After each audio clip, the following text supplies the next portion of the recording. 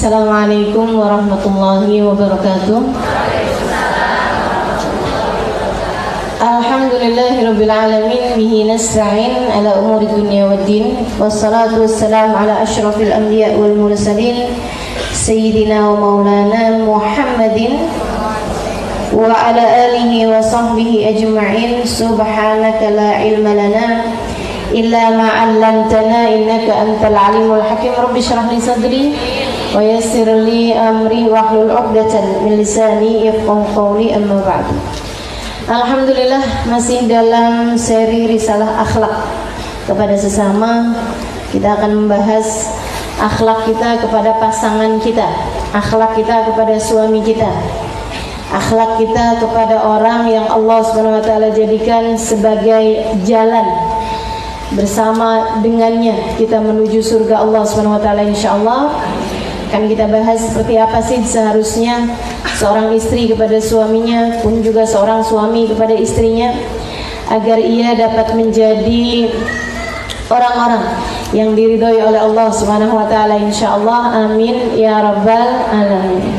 Teman-teman sekalian, sebelum mulai kita akan baca terlebih dahulu suratul Fatihah. Kita minta kepada Allah Subhanahu wa taala bimbingan, kita minta kepada Allah Subhanahu wa taala pandangan, kita minta kepada Allah Subhanahu wa taala kasih sayang, kita minta kepada Allah Subhanahu wa taala semoga Allah tidak membubarkan kita dari majelis ini, tidak memulangkan kita dari majelis ini, kecuali semua istri dijadikan istri yang solehah. Baik yang hadir sebagai pembicara ataupun yang hadir sebagai yang mendengarkan. Semoga semua yang hadir di tempat ini yang jadi istri, semoga dijadikan istri yang solehah bagi suaminya insyaallah. Dan yang belum bersuami dan ingin bersuami, mudah-mudahan Allah Subhanahu wa taala jadikan juga nantinya dia kelak menjadi seorang istri yang solehah insyaallah. Yang amin ketahuan. Ketahuan jomblo nih. Dan mudah-mudahan juga yang pernah bersuami dan sekarang suaminya sudah tidak ada lagi, sudah berangkat terlebih dahulu menghadap Allah Subhanahu wa taala, dan dia tidak ingin lagi menikah, dijadikan sebagai pernikahannya yang kemarin itu sebagai pernikahan yang akan membawanya kepada surga Allah Subhanahu wa taala insyaallah. Ini yang amin juga ketahuan. Janda-janda nih. Tinggal mati suami. Mudah-mudahan Allah Subhanahu wa taala melimpahkan segala karunia bagi kita sekalian. Fatiha ala hadhihi niyyah wa bi kulli niyatin salihah bi niyatin nafa' wal intifa' wal mudzakarah wat tadhkir ibtigha' mardatih wa qurbih wa thawabih wa husnil khatimah ma'al fil 'afiyah wa salahil 'aqibah wa ila hadratin nabi al-Fatihah.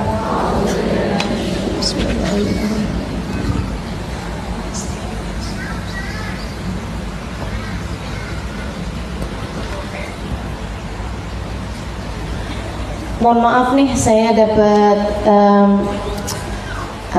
informasi dari panitia. Katanya yang duduk di atas mohon agar dirapatkan duduknya sebab di depan penuh. Tapi gini, karena memang acaranya sudah berlangsung, saya tidak mau buang waktu untuk hal yang seperti ini. Tolong yang merasa datangnya belakangan, dia nggak dapat tempat, melipir pelan-pelan, gitu ya, tanpa bersuara. Di atas masih ada tempat ya? Ada? Penuh?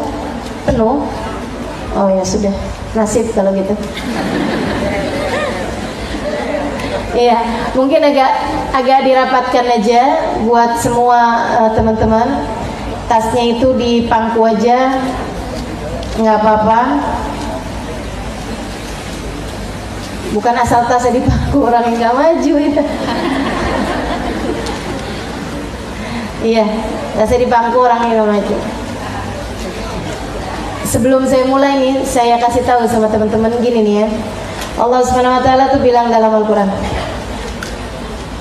ya ayyuhalladzina amanu idza qila tafassahu fil majalis fafsahu wa idza qila ansuzu fansuzu yarfa'illahu alladzina amanu minkum walladzina utul ilma darajat. Kata Allah Subhanahu wa taala dalam Al-Qur'an, wahai orang-orang yang beriman. Nih semua nih yang beriman. Kalau disampaikan kepada kalian, luaskanlah majelis. kalau disampaikan kepada kalian, pepet, maju, biar yang lain kebagian tempat, tempat yang lainnya. Maka luaskanlah kamu, maka mepetlah kamu. Itu perintah Allah dalam Al-Quran. Wa idza qila suzu. Kalau udah dibilang majelisnya udah bubar buruan. Yarfa'illahu alladhina amanu minkum walladhina utul ilma darajat. Allah akan mengangkat derajat orang yang beriman di antara kalian dan orang-orang yang berilmu di antara kalian dengan derajat yang tinggi. Guru saya Kiai Haji Maimun Zubair mengatakan, salah satu guru saya itu ya, saya ngaji sama beliau 3 tahun teman-teman saya sekalian di pondoknya Al Anwar Sarang Rembang sebelum saya ke Tarim Hadramaut Yaman. Beliau bilang orang suka menggal ayat ini, selalu disampaikannya yarfa'illahu alladhina amanu minkum walladhina utul ilma darajat. Orang nggak bahas jazmnya sebab apa? Sebab sebenarnya fil mudhari itu kan rafa ya. Agak nggak ngerti ya, nggak apa-apa. Jadi teman-teman saya sekalian, mestinya yarfa'u bukan yarfa'i. Kenapa dia menjadi yarfa'i? Karena dia jawab syarat. Artinya bahwa kalau kamu ngerjain ini baru kamu diangkat derajatnya. Kalau kamu nggak ngerjainnya, ya nggak akan diangkat derajatnya orang yang berilmu. Apa itu syaratnya untuk bisa yarfa'illahu alladhina amanu minkum walladhina utul ilma darajat? Ada syaratnya di atas, yaitu meluaskan majelis dan buruan bubar kalau majelis sudah kelar. Kalau kamu ngerjain itu, maka kamu akan diangkat derajatnya sebagai orang yang berilmu. Artinya syarat ilmu kita manfaat, yang membuat ilmu kita naik adalah kalau kita diminta buat meluaskan majelis, luaskanlah. Gitu teman-teman sekalian. Dan memang subhanallah, majelis-majelis yang sepertinya akan menjadi penyebab Allah mengangkat derajat orang yang belajar di dalamnya selalu aja sesat. Diusahakan dilebarin kayak gimana, tetap aja sesat. Subhanallah. Kemarin yang di Menara 165.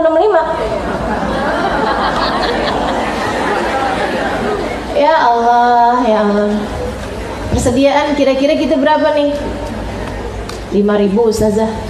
Iya, bolehlah 5.000 kayaknya ya, insyaallah ya. Gak bakalan lebih lah dari itu. Jelang-jelang hari ini kan 6.000 deh kayaknya. Jelang-jelang hari H, ya ampun Ustazah, kayaknya rame banget deh. Kita persiapan 8.000 aja deh. Persiapan 8.000. Terakhir itu akhirnya 8.350. Kita keluarkan tamu-tamu undangan khusus 350, sisanya 8.000. Yang datang 10.000 lebih. Tetap aja tuh nggak muat juga. Tetap aja sempit-sempitan juga, karena memang majelisnya mau jadi sarana Allah mengangkat derajat.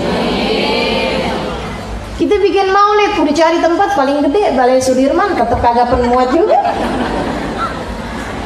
Kita bikin majelis segini kan, udah pasang tenda di luar masjid, tetap juga. Khair insyaallah. Jadi teman-teman saya sekalian saya muliakan, itu syarat ilmu manfaat. Kalau minta diluasin, luasin, gitu ya. Meskipun luas, meskipun sesek-sesekan, harus tetap ada softnya. Sebab itu syarat juga. Syarat Allah memuji kita nih orang-orang muslim, yasufuna fis shalah kasufufihim fil kitab. Kalian orang-orang yang rapi. Kalau kamu berdiri sholat kayak orang rapat barisan, kayak orang berbaris untuk perang. Katanya Allah dalam hadis qudsinya. Itu sifatnya umat Nabi Muhammad.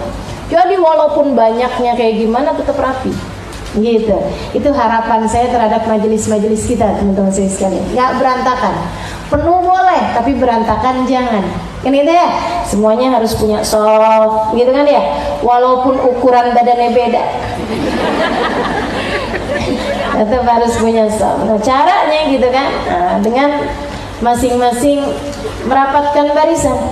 gitu ya. Jangan longgar-longgar, giliran disuruh rapatkan barisan malah dilebarin sama dia. Tadi itu yang ilmunya bakalan gak manfaat. Penuh. Dah sono. Ya Allah. Dah insya Allah mudah-mudahan. Baik teman-teman sekalian saya muliakan, mudah-mudahan Allah SWT mengaruniakan ilmu yang manfaat buat kita sekalian. Mudah-mudahan Allah SWT membukakan pintu-pintu rahmatnya buat kita sekalian. Mudah-mudahan Allah SWT menjadikan kita istri-istri yang solehah bagi suaminya. Amin ya rabbal alamin. Tadi udah kita baca Fatihah belum? Udah ya. Baik saudaraku sekalian saya muliakan, sekali lagi seperti yang tadi saya sampaikan, ini adalah kajian dalam seri risalah akhlak. Akhlak kita kepada sesama. Seperti apa kita harus bersikap kepada orang yang ada di sekeliling kita. Kita sudah membahas bagaimana sikap kita kepada orang tua kita. Kita udah bahas kemarin bagaimana sikap kita kepada guru yang mengajar kepada kita. Dan yang sekarang bagaimana sikap kita atau muamalah kita kepada suami kita. Kunci surganya istri dipegang sama suami. Teman-teman sekalian saya muliakan, pernikahan ini adalah sebuah ibadah. Orang tuh ya cara menilai pernikahan macam-macam. Kan? Cara menilai pernikahan tuh macam-macam. Ada yang menganggapnya sebagai sebuah jalinan cinta,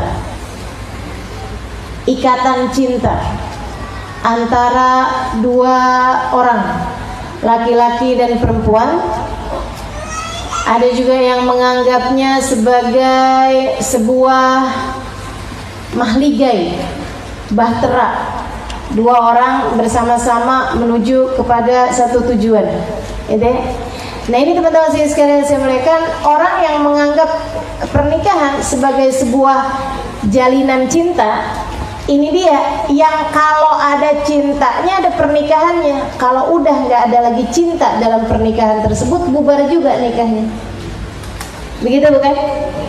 Jadi saya nggak setuju kalau dibilang yang namanya pernikahan itu adalah jalinan cinta.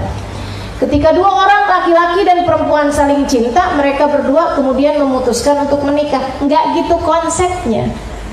Itu konsep yang coba dimasukkan sama orang-orang barat, orang-orang yang ada di luaran sana, teman-teman sekalian, terhadap konsep pernikahan. Karenanya di barat sana orang udah hubungan intim, orang udah tinggal bareng, orang bahkan udah punya anak, belum nikah.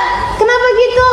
Belum tentu saya sama dia memiliki jalinan hubungan cinta yang tidak akan pernah terkalahkan oleh apapun. Saya nggak yakin sama dia. Nah, lo udah punya anak. Jadi nggak benar tuh konsep seperti itu, teman-teman saya sekalian. Nggak benar konsep pernikahan sebagai sebuah jalinan cinta.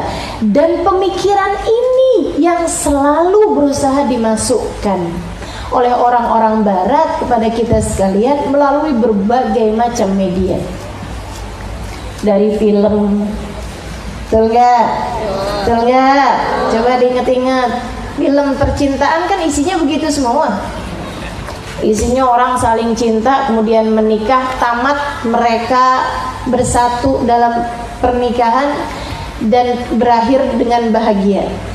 Ini Cinderella. Dan ceritanya seperti itu semuanya tuh. Kalau nikah, kawin tuh tamat gitu. Kayaknya bersatunya pernikahan mereka itu, bersatunya cinta mereka kemudian selesai. Ini teman-teman saya sekalian, kenapa sebabnya Cinderella nggak ada bagian kedua?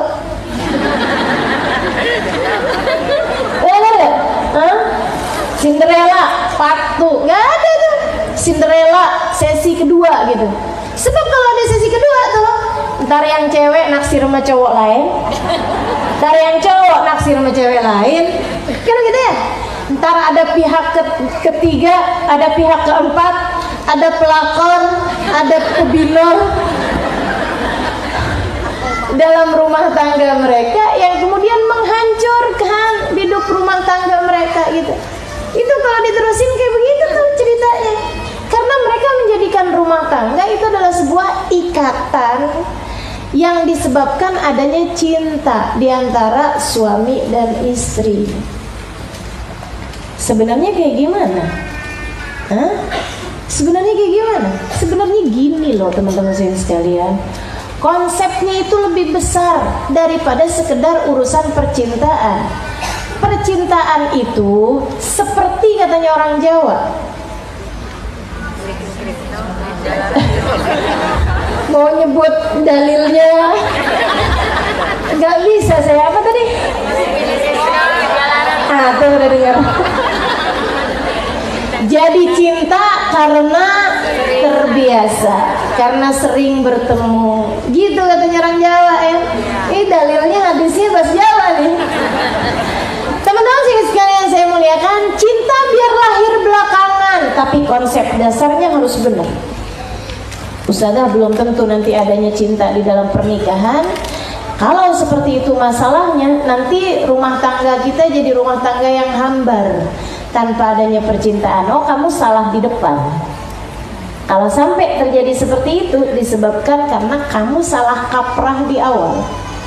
Kalau kamu benar menjalankannya sesuai dengan firman Allah, sesuai dengan ajaran Allah, sesuai dengan aturan Allah Subhanahu wa taala, dan lewat cara yang benar yang sudah dicontohkan sama Nabi besar Muhammad.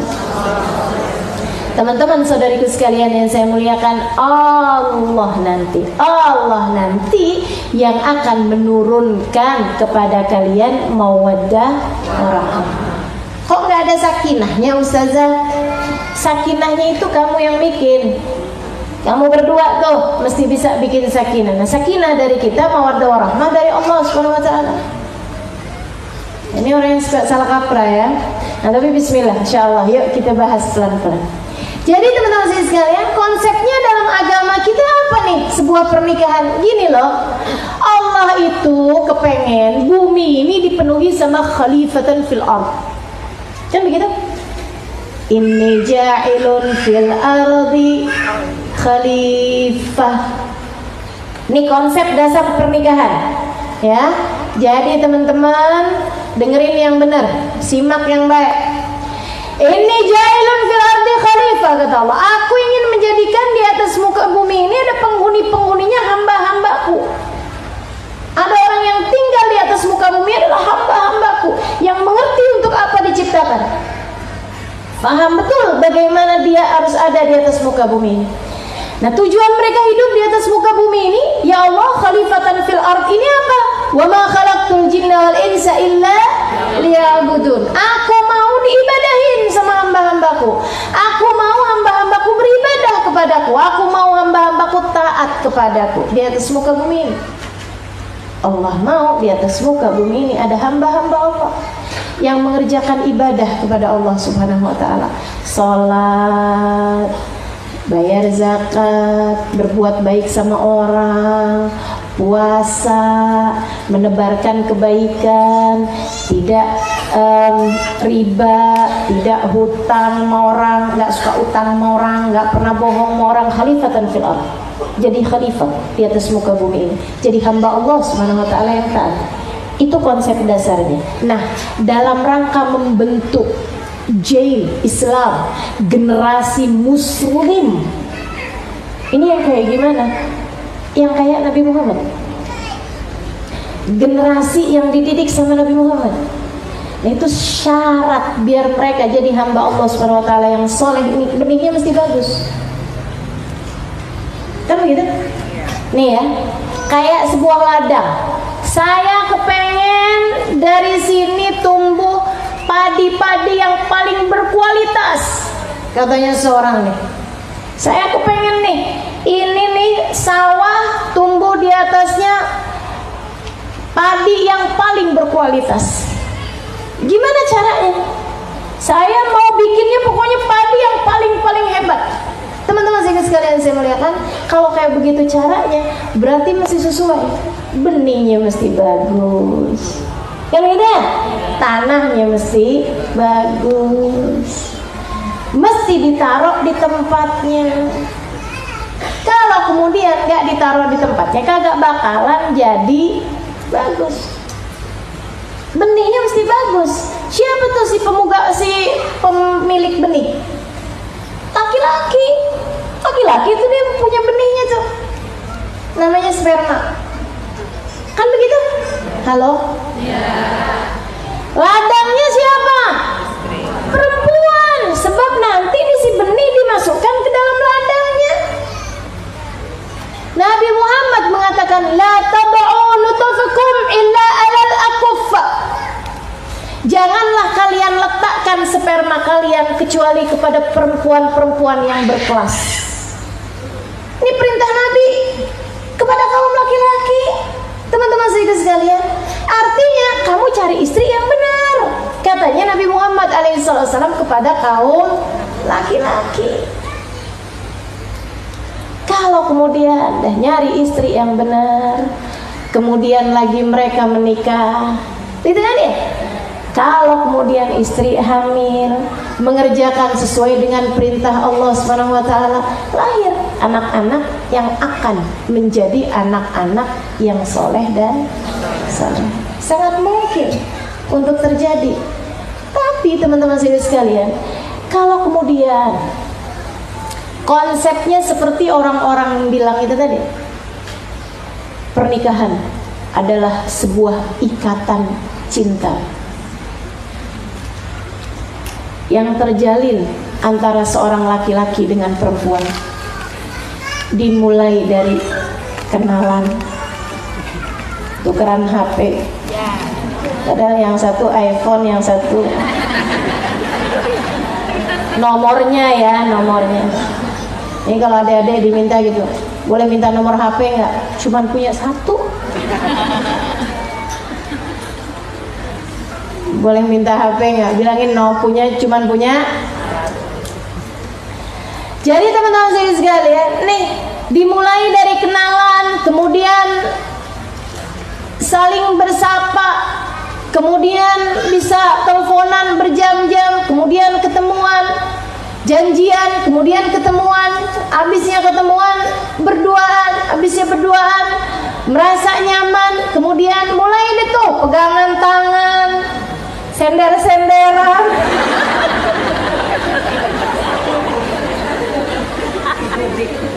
Apa lagi habis itu tuh? Ya Allah, ya Allah. Sampai kemudian kamu merasa bahwa duniamu akan menjadi tidak baik-baik saja tanpanya. Ini udah bahaya. Udah bahaya. Ibu nih saya bilang itu. Saya gitu, nah kan anak-anak itu lah, adik-adik itu. Sampai kemudian, aduh, pokoknya nggak bisa dah kalau nggak kawin sama dia. Kan begitu? Apalagi teman-teman saya sekalian, naudzubillah min dzalik, kalau sudah sampai terjadi, mama, saya harus segera kawin sama dia, mah. Kenapa?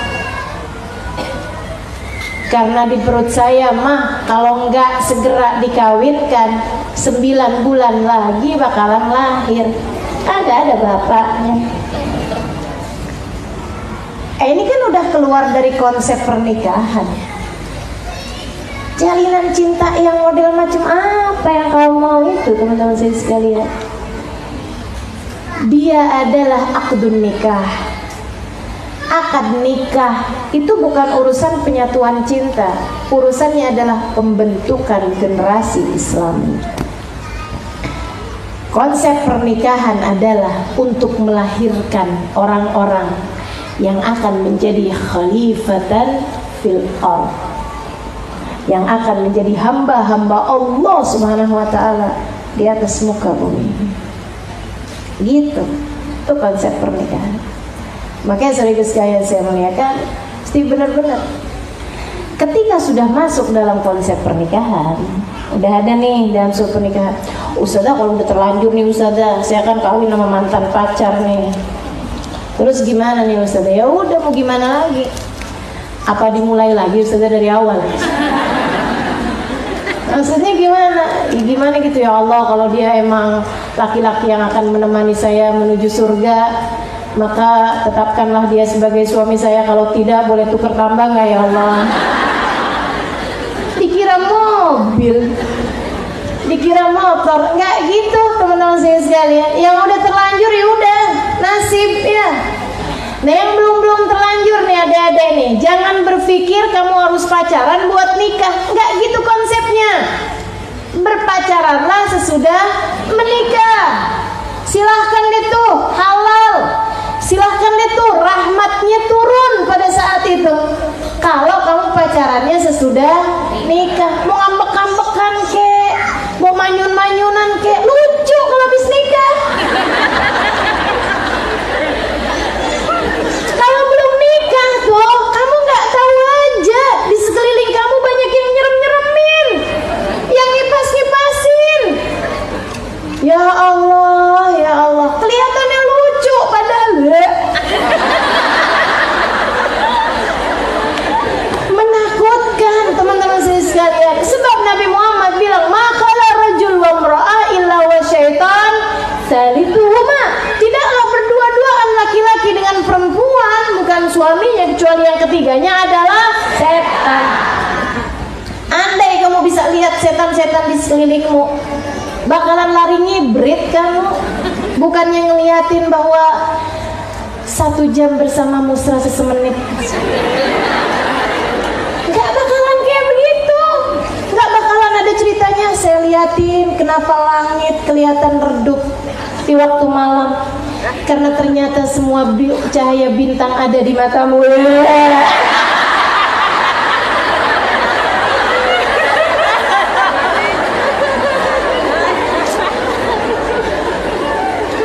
Andai kamu tahu berapa banyak setan-setan yang lagi ngipasin kamu berdua, teman-teman saya sekalian. Andai kamu tahu, gak akan ada keindahan dalam hal-hal yang seperti itu. Karenanya kemudian, dah ikut aja apa yang sudah diaturkan oleh Allah Subhanahu Wa Taala. Makanya saran saya, adik-adik yang kepengen punya rumah tangga yang bagus, jangan pacaran. Yang sekarang sedang berada dalam hubungan pacaran, segera putuskan. Setuju? Ya, ngomong setuju ibu-ibunya.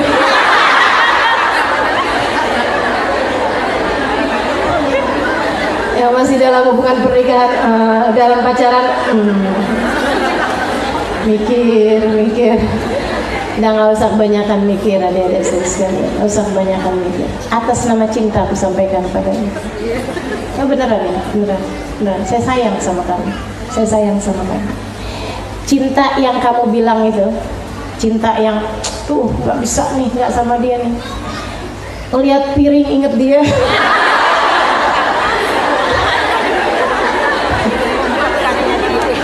Suka makan ternyata ya. Lihat piring inget dia.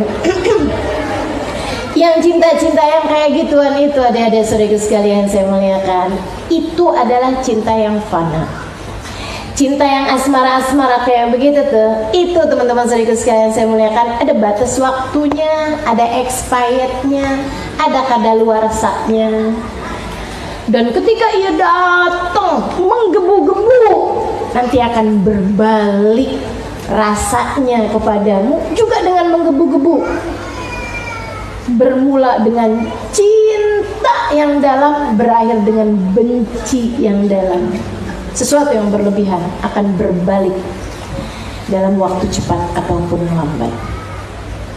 Lambatnya berapa lama? Paling 10 tahun gak nyampe. Beneran dah. Tahun, 2 tahun, 3 tahun, 4 tahun, 5 tahun. Yang diawali dengan aku tak sanggup hidup tanpamu, berakhir dengan aku tak sanggup hidup denganmu. Cinta-cinta yang kamu pikir cinta itu, adik-adik, yang karenanya saya berkata segera putuskan, itu adalah cinta monyet. Kalau cintanya habis tinggal monyet.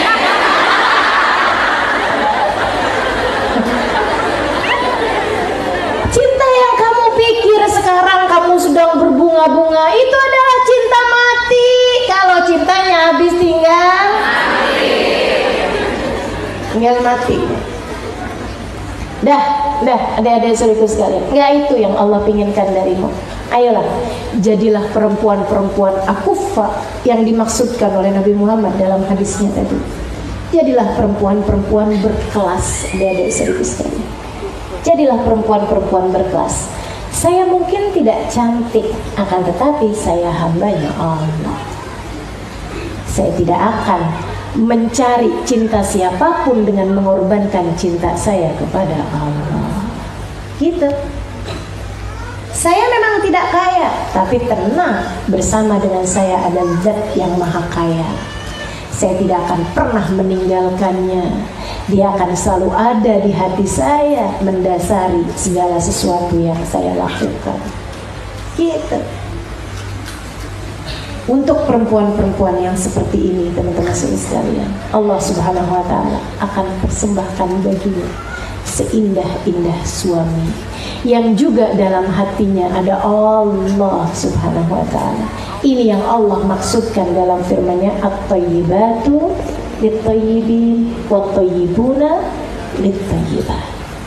Perempuan baik-baik untuk laki-laki yang baik-baik, laki-laki yang baik-baik untuk perempuan yang baik-baik. Kalau kamu kemudian caranya dengan gimana bisa dapat pacar yang paling kaya, paling keren, paling begini, paling begitu, paling populer, paling bisa banyak ngasih jajan sama kamu. Saudariku sekalian yang saya muliakan, kalau hanya ada dunia dalam hatimu, berarti kamu kehabisan. Berarti kamu adalah perempuan-perempuan yang gak benar, perempuan-perempuan matre yang ada lagunya tuh, ke laut aja. Sama orang dunia aja kita disuruh ke laut. Padahal nelayan bukan, suruh pergi ke laut ya. Ya Allah, ya Allah. Saudaraku sekalian saya muliakan. Nah, untuk perempuan-perempuan yang seperti ini, Allah juga udah bilang al-khabithatu al-khabithin. Perempuan-perempuan yang nggak benar bakalan buat laki-laki yang nggak benar. Wal khabithina lil khabithat. Laki-laki yang nggak benar, laki-laki bejat buat perempuan-perempuan bejat. Naudzubillah min dzalik. Makanya, ayo teman-teman saya sekalian. Tapi Ustazah dulu saya bejat. Enggak usah dulu-dulu. Sekarang nih Allah mau lihat. Enggak usah ngomongin masa lalu. Biarkanlah masa lalumu kelam, asalkan sekarang penuh dengan cahaya. Jangan biarkan dulunya kamu pernah benar, sekarang jadi perempuan nggak benar. Nah itu jangan sampai terjadi sama kita, gitu kan? Jadi teman-teman saya sekalian yang saya muliakan, mulailah pernikahanmu dengan cara yang benar. Konsepnya mesti benar duluan. Jadi apa nih konsep yang benar dalam pernikahan? Saudara sekalian, kalau kita bahas pernikahan, maka kita akan bahas bahwa konsep pernikahan dalam Islam adalah membentuk generasi yang Islami, membentuk generasi yang akan menjadi hamba-hambanya Allah SWT, membentuk generasi yang akan menjadi umatnya Nabi besar Muhammad Sallallahu Alaihi Wasallam yang layak dibanggakan oleh Nabi. Nabi udah bilang, tanakahu taktsuru fa inni mubahin bikumul umam yaumil qiyamah. Ini niat kita dalam nikah. Ini konsep pernikahan ala Nabi Muhammad sallallahu alaihi wasallam.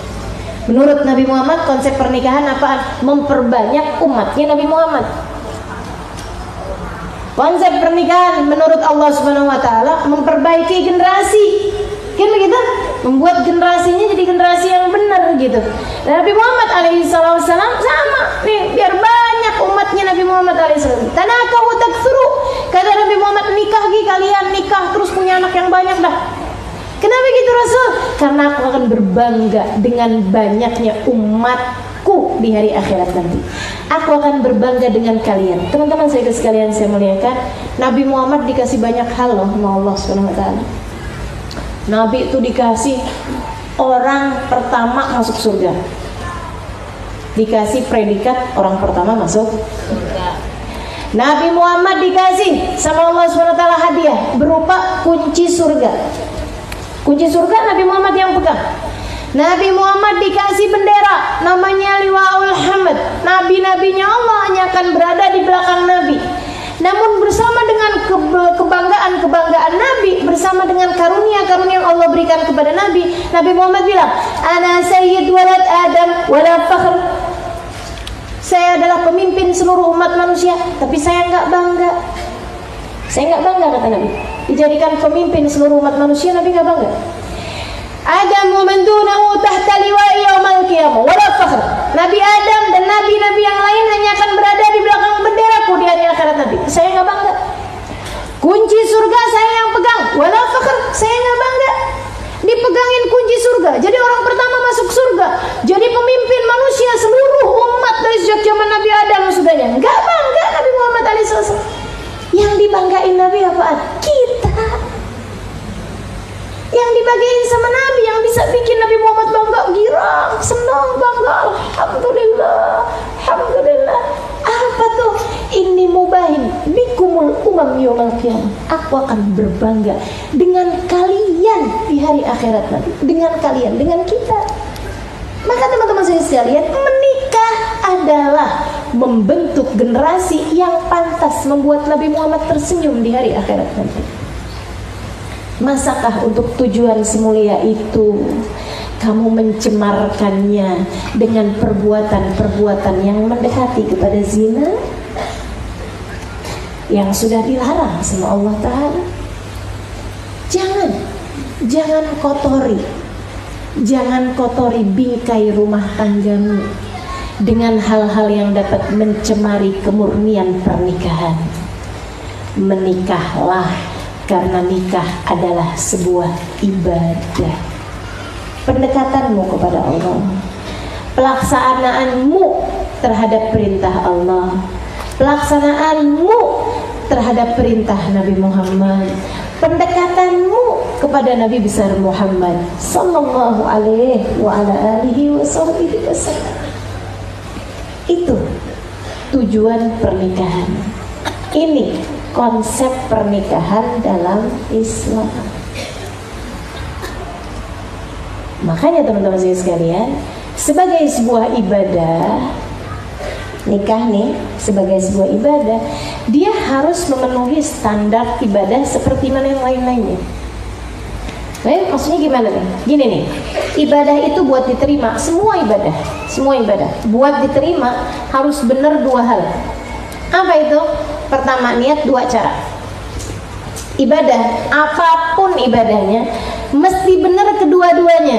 Kalau benar dua-duanya baru pantas diterima. Nah, nikah nih sebagai sebuah ibadah, melaksanakan perintah Allah, melaksanakan perintah Nabi Muhammad, bikin kita pantas dicinta sama Allah, bikin kita pantas membuat senyum Nabi Muhammad di hari akhirat nanti. Apalagi nilai ibadah lebih besar daripada itu? Berarti kan ibadah. Betul apa enggak? Mencari ridha Allah Subhanahu wa taala dengan pernikahan itu bisa. Sama halnya dengan kamu sholat, nyari ridhonya Allah. Kan gitu ya? Sama halnya dengan kamu baca sholawat, nyari ridhonya Rasulullah. Kan gitu? Nah, nikah tuh kalau benar, kalau diterima, pantas untuk menjadi sesuatu hal membuat Allah ridho, membuat Nabi Muhammad ridho sama kita. Nah, ini teman-teman sekalian, sebagai sebuah ibadah mesti benar dua-duanya. Sama halnya kayak puasa, sama halnya kayak sholat, sama halnya kayak belajar, sama halnya kayak baca Quran. Itu mesti benar dua-duanya. Apa itu? Pertama mesti benar niatnya, yang kedua mesti benar caranya.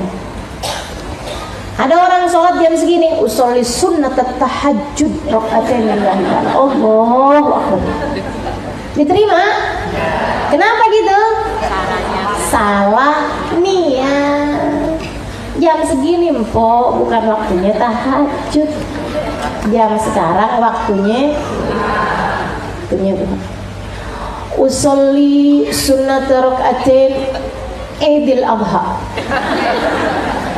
Ini bukan lebaran sekarang. Kan sama aja tuh, sholat Id juga sama-sama pagi. Iya, tapi sekarang bukan hari lebaran. Sekarang bukan tanggal 10 Dzulhijjah. Jadi kamu nggak boleh. Nah, syaratnya sholat itu baru benar kalau yang pertama bagus atau benar niatnya. Yang kedua mesti benar caranya. Sholat tuh baru layak diterima, pantas diterima itu kalau benar caranya. Pakai ruku, pakai takbir, takbirnya Allahu Akbar, nggak boleh ganti dengan Allahus Somad. Allahus Somad. Kenapa begitu? Ani demen sama Ustadz Abdul Somad. Lain urusannya. Lain urusannya ya. Kita demen semua sama Ustadz Abdul Somad, tapi nggak boleh ganti Allahu Akbar, Allahus Somad. Jadi teman-teman sekalian saya muliakan, harus caranya pas. Cara pas, takbirnya mesti benar, rukuknya mesti merunduk, nggak boleh jungkel, i'tidalnya mesti benar, sujudnya mesti benar, kan begitu ya? Semua gerakan-gerakannya mesti benar, nutup auratnya mesti benar, kiblatnya mesti benar, waktunya mesti benar. Itu kalau udah sesuai caranya, nah baru nih pantas buat diterima sama Allah. Segitunya aja, nanti Allah lihat-lihat, nih saya terima apa enggak ya sholatnya. Nah hatinya nggak benar nih, nggak khusyuk nih. Nah ini dia nih teman-teman sekalian saya muliakan. Tapi ini memang dua-duanya mesti benar, niat sama cara. Niat sama cara. Makanya kalau kita lihat ini rumah tangga saya berantakan begini nih, ya pasti ada yang salah nih di antara dua-duanya. Salah satunya dari dua-duanya atau dua-duanya salah. Pertama niat, kedua cara. Jadi teman-teman saya sekalian, nikah juga gitu sebagai sebuah ibadah. Nikah dalam Islam sebuah ibadah, bukan mau nyari cinta, bukan mau nyari ada orang nanggung nafkah saya, nggak gitu, kayak gitu. Bukan mau cari daripada ditanyain mulu sama orang kapan kawin, udah aja deh ada yang ngelamar, udah dikit kawin. Ada yang mau sama saya, alhamdulillah, daripada dilaletin.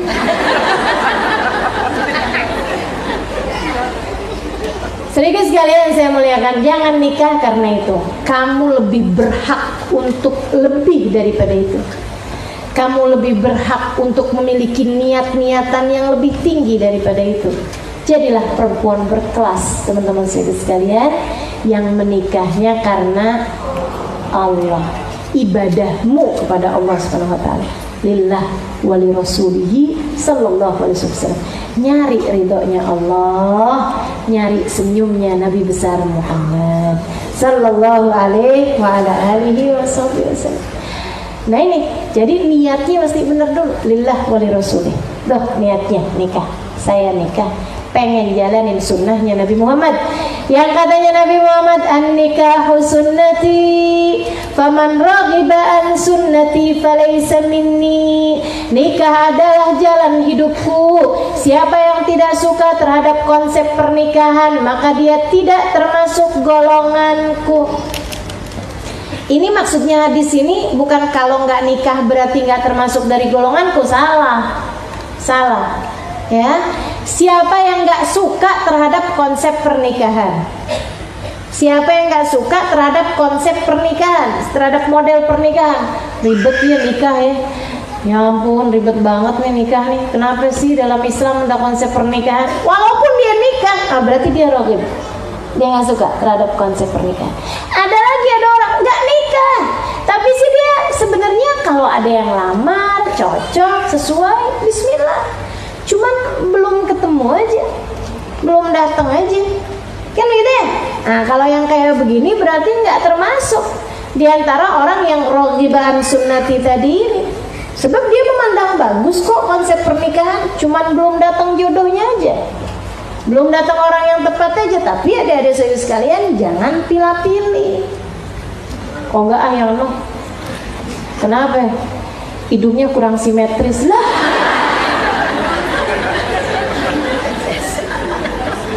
Ya ampun, jangan gitu sebabnya gitu ya. Mau gak saya nggak suka sama dia gitu.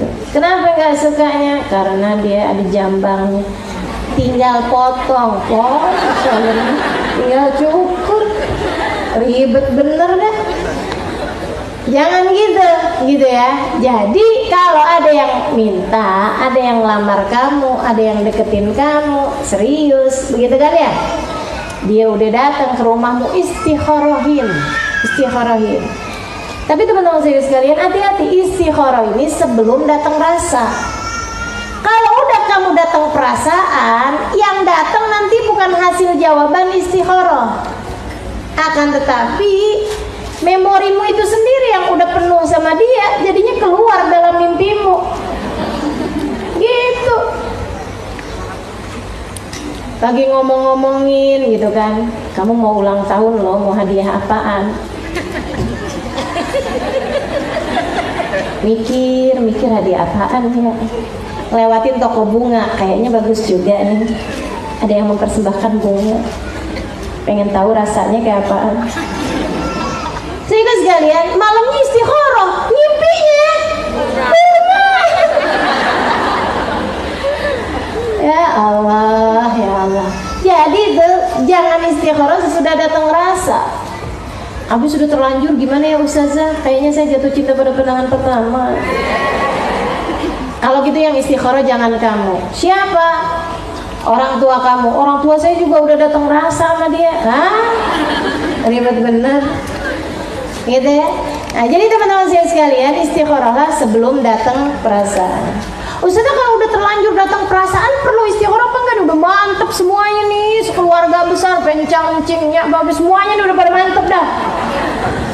Paman-paman, ponakan-ponakan semua udah setuju gitu. Itu ngapain juga minta persetujuan ponakan? Terus gimana nih Ustazah? Perlu istikharah apa enggak? Perlu. Kenapa gitu? Karena yang dicari bukan mantapmu, yang dicari mantapnya Allah. Yang dicari bukan maumu, yang dicari maunya. Yang dicari bukan persetujuan orang, tapi yang dicari persetujuan Allah. Kamu nggak tahu, asa antakrahu syai'an wa huwa khairul lakum. Asa antuhibbu syai'an wa huwa syarrul lakum. Berapa banyak perkara yang kamu sukai ternyata nggak bagus buat kamu. Berapa banyak perkara yang kamu maui ternyata nggak bagus. Berapa banyak perkara yang kamu benci ternyata bagus bagi kamu. Kita nggak tahu, yang tahu adalah Allah. Maka serahkan segala urusan pada Allah Subhanahu wa Ta'ala. Kalau udah diistikharoin hasilnya bagus, bismillah, jangan kelamaan. Jangan kelamaan. Nah, saya juga sering ngajarin caranya istikharah yang gampang. Yang gampang istikharahnya. Gimana tuh? Sholat 2 rakaat sebelum tidur. Kalau udah beneran ngantuk sholatnya, jangan masih mau buka Instagram, masih mau nonton TV, masih mau ngerjain yang lain-lain, masih mau telepon, masih mau apa segala macam, kamu istikharah jangan, gitu ya. Jadi udah beneran mau tidur, emang udah ngantuk mau tidur, baru tuh sholat 2 rakaat, habis wudhu tentu aja, sholli sunnatal istikharah rakaatain lillahi ta'ala. Habis selesai salat baca doa istikharah yang banyak terdapat di kitab-kitab Mukhul Ibadah, Majmu' Syarif dan lain sebagainya tuh. Ada tuh doanya di sana, Allahumma in kana hadzal amr khairun fi dini wa dunya wa ma'ashi wa akibati amri fayassirhu li wa qaddirhu li ila akhir doa. Ya. Baca artinya juga biar kamu mantep. Kalau kamu nggak ngerti bahasa Arab, ya Allah, kalau saya nikah sama dia bagus buat saya, bagus buat dunia saya, bagus buat akhirat saya, bagus buat orang di sekeliling saya, keluarga saya, segala macam semuanya nih, bagus di masa sekarang, bagus di masa yang akan datang. Ya Allah mudahkan, ya Allah lancarkan, ya Allah kasih petunjuk pada saya.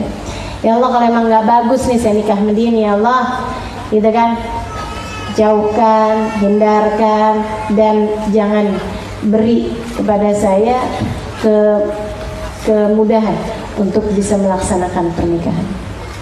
Gitu. Habis gitu teman-teman saya sekalian. Makanya penting buat nggak punya rasa kan, doanya kayak begitu. Ntar kalau udah terlanjur punya rasa, tapi jangan ya Allah.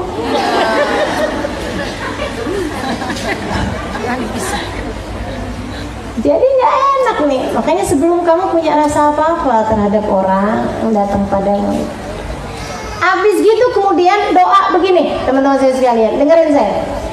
Pakai bahasa Indonesia aja. Kan habis selesai sholat.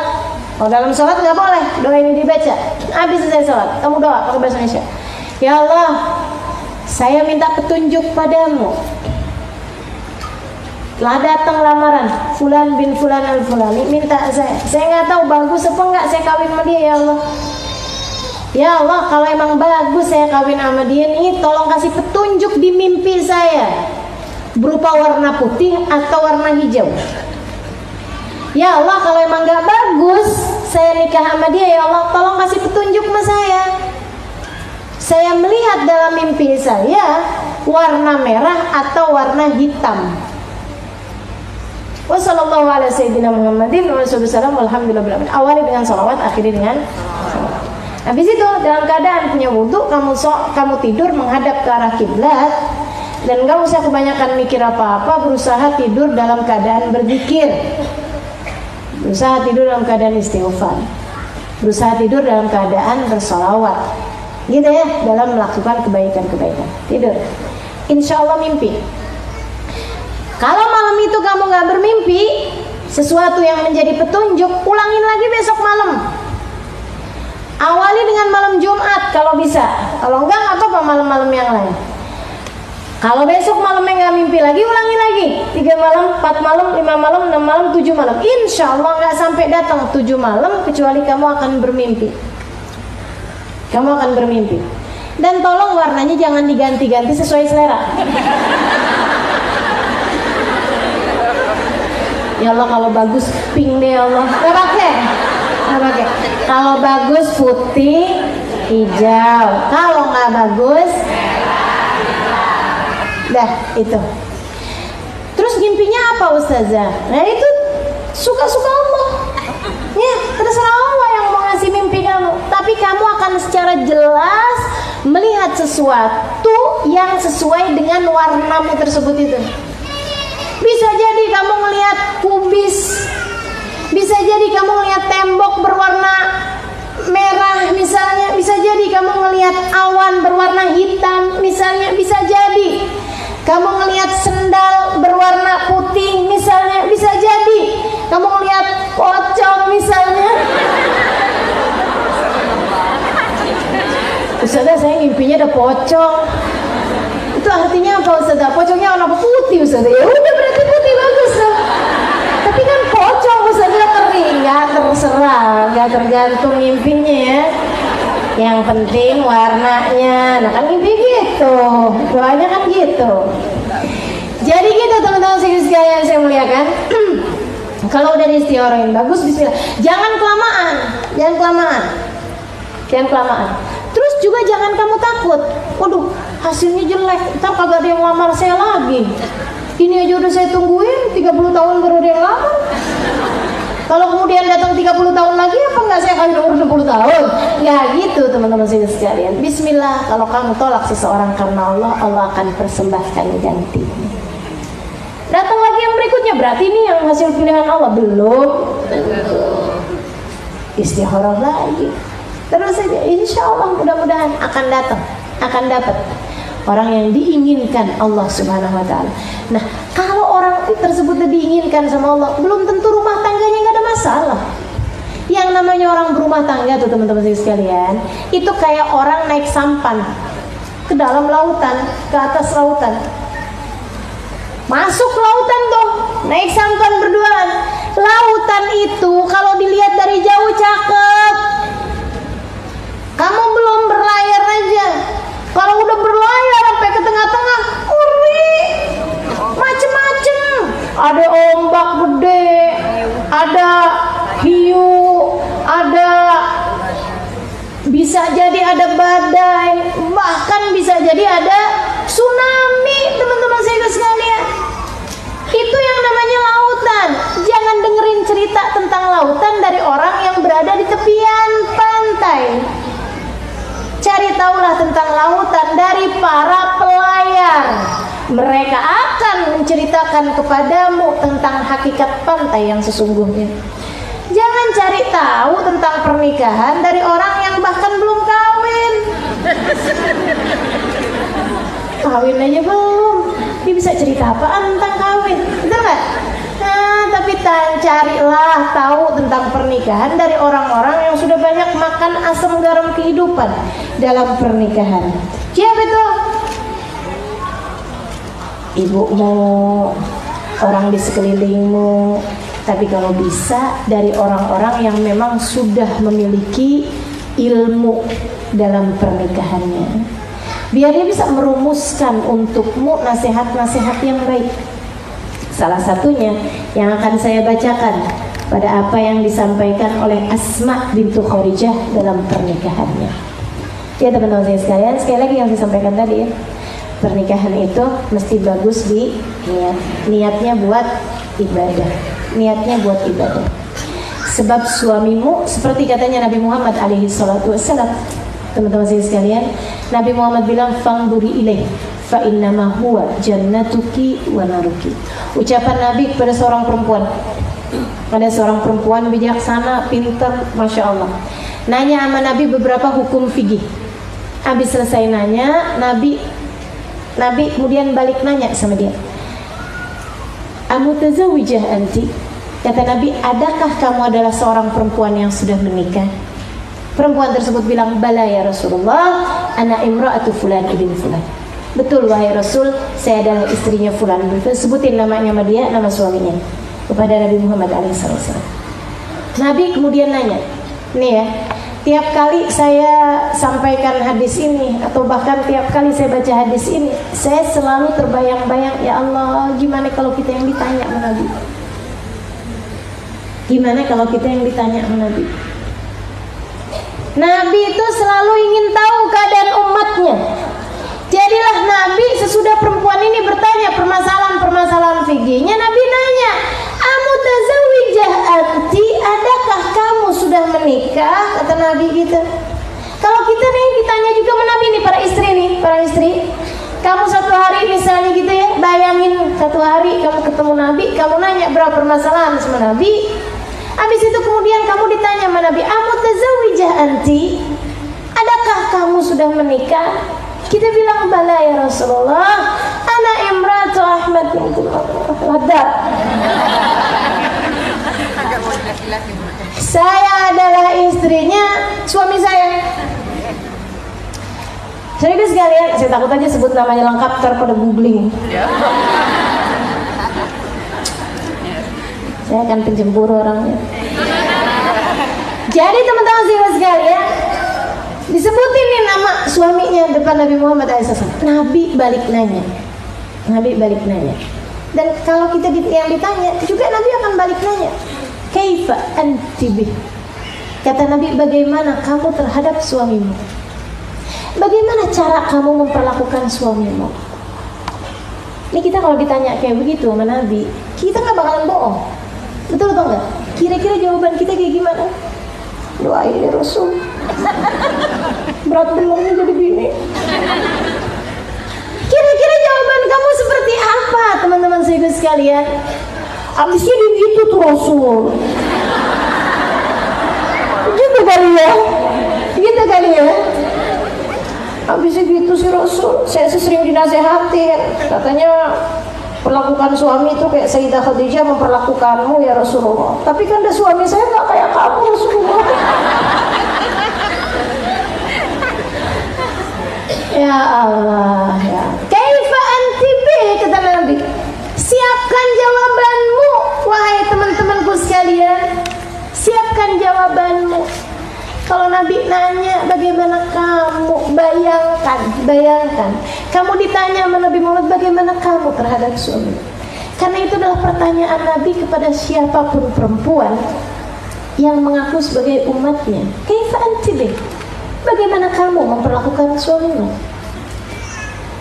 Perempuan tersebut kemudian menjawab, ya Rasulullah, saya berusaha untuk berbuat baik padanya semampu saya. Saya hormati dia, saya jadikan dia di atas kepala saya, wahai Rasul. Saya muliakan dia, wahai Rasul, semampu saya. Nah kan kalau kita bisa jawab kayak begitu enak. Betul nggak? Saya nggak pernah ngomong kasar sama dia Rasul. Saya selalu berusaha untuk patuh padanya. Saya sayangi dia, saya hormati dia semampu saya ya Rasulullah. Saya akan berusaha membahagiakan dia semampu saya wahai Rasul. Enak kan kalau kita bisa jawab begitu?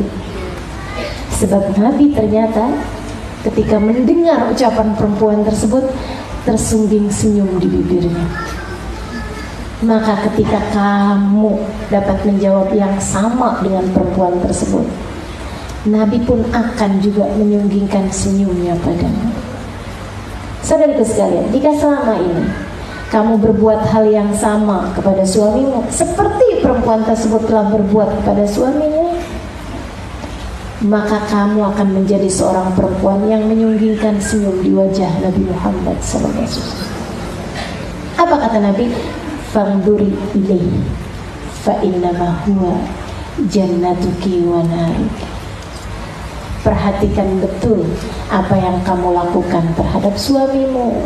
Sesungguhnya suamimu adalah jalan surga atau jalan neraka bagimu. Kamu taat sama dia, kamu hormat sama dia, kamu muliakan dia, itu adalah jalan surgamu. Kamu durhaka padanya, kamu sakiti hatinya, kamu bikin dia merasa rendah di hadapanmu, kamu gak pernah hormat, kamu gak pernah sayang, kamu gak pernah cinta, kamu gak pernah peduli sama dia, maka itu adalah jalan neraka bagimu. Itu makna ucapan Nabi. Makanya hati-hati wahai para istri, sebab kunci surga mau dipegang sama suami. Dia akan menjadi saksi paling kuat di hadapan Allah Subhanahu wa ta'ala tentang bagaimana akhlakmu di atas muka bumi ini. Dia akan menjadi saksi paling kuat di hadapan Allah di hari akhirat nanti tentang bagaimana kamu memperlakukan kunci surgamu. Makanya mesti benar-benar deh kita belajar biar jadi istri yang salehah, insya Allah. Habis kita benerin niat nih ya, kita liatin suami kita adalah kunci surga kita, kita liatin suami kita adalah jalan surga kita. Jadi lebih enak teman-teman sekalian jalanin kehidupan, karena niat kan urusan kita, betul apa enggak? Niat urusan kita. Kalau niatmu bersedekah bagus, kamu nggak peduli orang yang kamu sedekahin itu perlakuannya seperti apa, betul apa enggak? Nyari surga kita kok, kita udah sedekah nih. Orang yang nggak tahu sekalipun nggak masalah kok. Iya, yeah. Kita udah bener nih. Ya Allah, pengen sedekah karena kepengen nih biar dapat pahalanya. Udah disampaikan begini begitu pahalanya sedekah. Bismillahirrahmanirrahim, sedekahin. Orangnya akan memperlakukan apa sedekahmu atau orangnya akan berterima kasih apa enggak dan lain sebagainya, itu urusan dia. Urusan kita bersedekah. Karena sedekah adalah sebuah ibadah. Maka teman-teman saudara sekalian, demikian pula dengan kalau kita niat pernikahan kita adalah sebuah ibadah kepada Allah, perlakuanmu kepada suamimu adalah sebuah ibadah. Kamu gak akan peduli seperti apa perlakuan suamimu terhadapmu. Kamu senyum-senyum aja. Mau dianya cemberut, mau dianya bentak, mau dianya apa, urusan senyummu ini adalah ibadah, teman-teman saudara sekalian. Jika Nabi Muhammad bilang ibtisamak ala wajhi akhikal mu'min sadaqah, senyummu di wajah seorang mukmin, seorang mukminah, seorang muslimah adalah sedekah, bagaimana pula dengan senyummu terhadap seseorang yang kunci surgamu berada di tangannya? Bukankah akan jadi sedekah yang melipat ganda? Lampunya mati.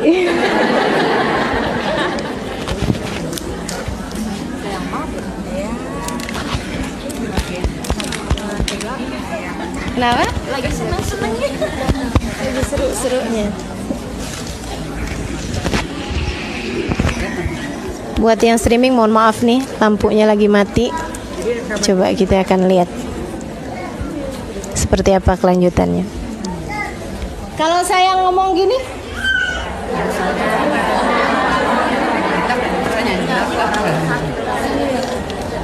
suaranya sakit. Ya dengar sih yang belakang. Ini mati semua atau mati di masjid aja. Dari PLN ya kali apa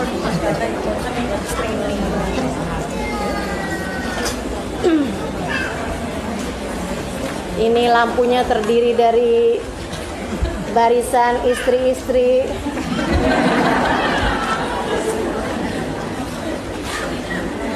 Alhamdulillah. Kalau saya teriak gitu? Berdiri kali saja. Kalau berdiri kedengaran. Iya. Mana suaranya kecil lagi ya? Jadi teman-teman, terus ngapain sambil lampunya nyala? Nungguin sambil lampunya nyala. Selawatan aja? Oke deh.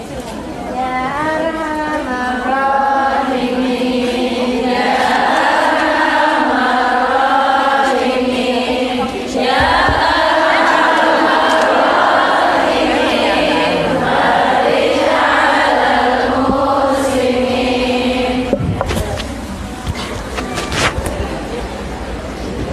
Allah. Tenang aja ya, kita mah kalau dikasih ujian kecil-kecilan aja. Jadi teman-teman saya sekalian saya muliakan, sampai mana tadi?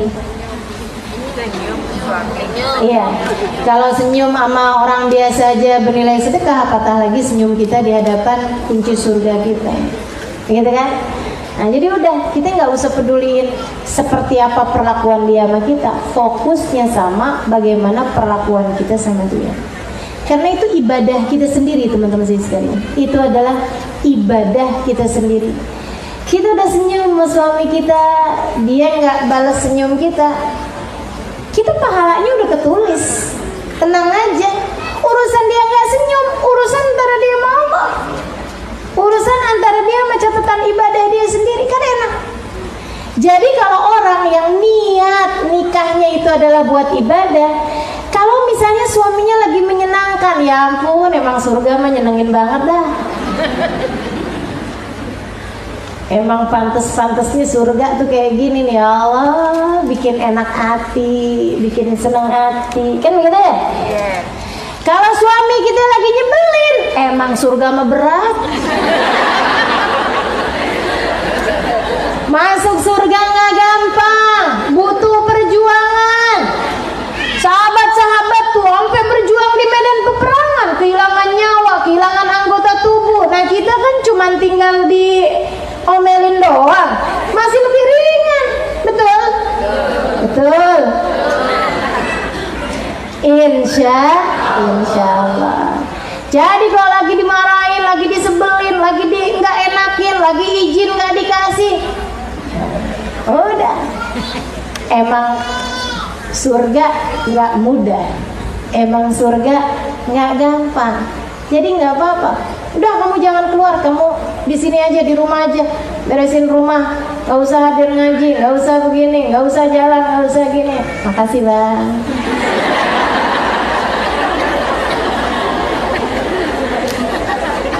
Kan begitu ya? Gitu. Maaf ya, saya bulan ini ngasih kamunya nggak banyak. Nggak apa-apa bang, makasih bang. Kunci surga loh itu. Kunci surga. Suamimu buat orang lain bisa jadi bukan siapa-siapa, tapi bagimu dia adalah kunci surga. Hati-hati sama kunci surga. Hati-hati sama kunci surga. Jadi niatnya gitu. Niatnya gitu. Itu yang pertama teman-teman sekalian. Yang kedua, caranya mesti benar. Nah caranya mesti benar nih gimana? Yuk kita dengerin nih apa yang disampaikan sama Sayyidah Asma bintu Kharijah. Mana ya? Sayyidah Asma bintu Kharijah kepada putrinya ketika beliau diboyong untuk menuju kepada pernikahan. Teman-teman saya sekalian, katanya Sayyidah Asma bintu Kharijah kepada anaknya, wahai putriku. Siapa nih Asma bintu Kharijah? Seorang perempuan tabi'in, wanita sangat solehah, bijaksana, seorang ustazah, seorang hubabah, seorang yang sangat bijak, perempuan pandai. Saudara sekalian, beliau memberi nasihat kepada putrinya ketika putrinya akan menuju kepada rumah suaminya untuk dinikahkan, hari pernikahan, di hari pernikahan. Sedikit sekalian saya muliakan, nah nasihatnya perempuan-perempuan bijaksana ini nggak sama sama nasihatnya perempuan-perempuan yang nggak banyak mikir.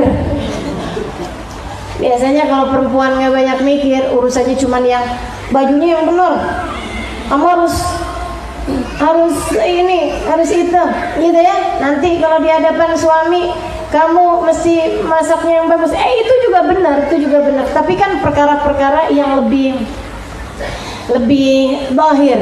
Nah, ini ketika ada seorang perempuan soleha memberi nasihat kepada putrinya di hari pernikahannya, beliau bilang nih, ini saya bacain ya dari Muhasabah Cinta.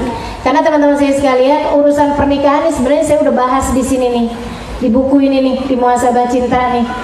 Saya tulis buku ini karena banyaknya orang curhat sama saya, nggak sanggup saya. Termasuk juga buat diri saya sendiri juga. Kalau lagi lupa saya baca aja dah. Bukunya saya tulis sendiri sampai nggak percaya gitu rasanya.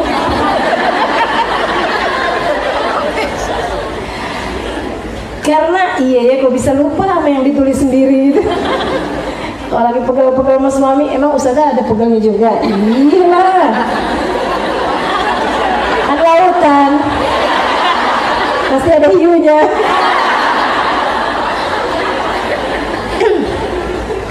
Wahai putriku, kata Asma bintu Kharijah, telah tiba saat bagimu keluar dari sarang kenyamanan yang selama ini kau tempati, menuju sebuah tempat asing yang tak kau kenali. Ustazah Asma bintu Kharijah ngomong bahasa Indonesia? Enggak ya, beliau nulisnya bahasa Arab. Ini saya terjemahin, kan kalau saya tulis bahasa Arab kagak ngerti. Wahai putriku, telah tiba saat bagimu keluar dari sarang kenyamanan yang selama ini kau tempati bersama orang tuamu, menuju kepada sebuah tempat asing yang tak kau kenali. Karena gak pakai pacaran, jadi kan gak kenal. Tiba saat bagimu putriku keluar dari kebersamaan penuh cinta bersama ayah bunda dan saudara-saudarimu, menuju kepada orang-orang baru, menuju suamimu lelaki asing yang tentu saja engkau tidak terbiasa dengannya sebelumnya. Tuh, karena kawinnya nggak pakai cara. Putriku, jadilah bumi tempat kembali baginya. Dia akan menjadi langit tempat berteduhmu. Jadilah hamparan, tempatnya merasa nyaman, enak nih goleran di apa namanya, karpet gitu kan ya, karpet luas. Nah, kamu harus menjadi seperti itu tuh, jadi karpet yang nyaman, yang empuk, permadani itu. Jadi hamparan, tempatnya merasa nyaman. Dia akan menjadi tiang tempatmu berpegang. Bingung-bingung, ada tiang, lagi terhuyung-huyung, cari tiang, gitu kan ya. Kalau kamu bisa menjadi hamparan tempat dia merasa nyaman, dia akan menjadi tiang tempatmu berpegang. Jadilah budak sahaya yang selalu memberi layanan. Dia akan menjadi budak yang ringan tangan, membantumu tanpa kau minta. Yang benar jadi sahaya, nanti dia akan jadi budakmu juga. Nggak pakai kamu minta, dia bakal tolongin kamu. Teman-teman saya sekalian, asalkan kamunya yang benar jadi sahaya, gitu ya. Bukan berarti jadi sahaya terus segala apa namanya atap kamu sikat, rumah kamu apa namanya kamu cat, nggak gitu. Maksudnya apa yang bikin dia senang, apa yang bikin dia nyaman, gitu kan ya. Kalau dia lagi cerita jangan ditinggalin.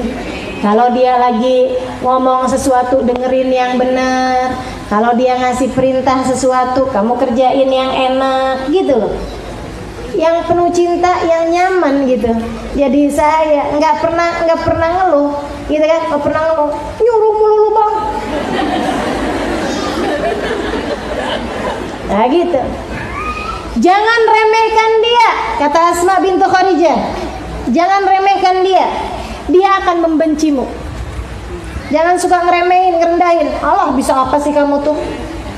Kamu tuh emang nggak jadi apa-apaan gitu sih sama saya. Kamu tuh bisa apa sih sebenarnya? Hati-hati teman-teman saya sekalian. Hati-hati, hati-hati. Jangan remehkan dia. Dia akan membencimu. Makanya seperti yang sering saya sampaikan, ada banyak nih ibu-ibu nih suka dilarang suaminya buat pergi majelis taklim. Kenapa? Karena begitu pulang jadi suka ngeremehin suaminya, mendadak jadi ustazah. Suaminya diceramahin, astagfirullah. Terkutuklah hamba-hamba Allah. Masya Allah, Masya Allah. Jangan ya teman-teman saya sekalian, saya aja berulang kali ngajarin diri saya, ngingetin diri saya bahwasanya di luar kamu bisa jadi Ustazah Halimah, tapi di dalam rumah kamu hanyalah istri dari suamimu, bukan siapa-siapa di hadapan dia. Nggak ada ustazah atau apaan, gelar-gelar yang jadi dokter, yang jadi profesor, yang jadi dosen, yang jadi apa. Di rumah kamu hanyalah istrinya. Yang ustazah aja di rumahnya kagak jadi ustazah, kenapa yang bukan jadi ustazah pulang-pulang ngaji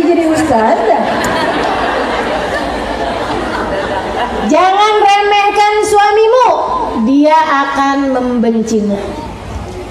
Jangan menjauhinya, cuek, jauhin dia, gitu ya.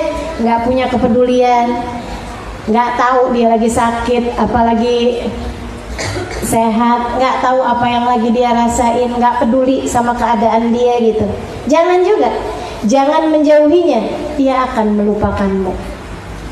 Lupa dia punya istri. Makanya suka ada laki-laki yang kalau ketemu perempuan lain ngakunya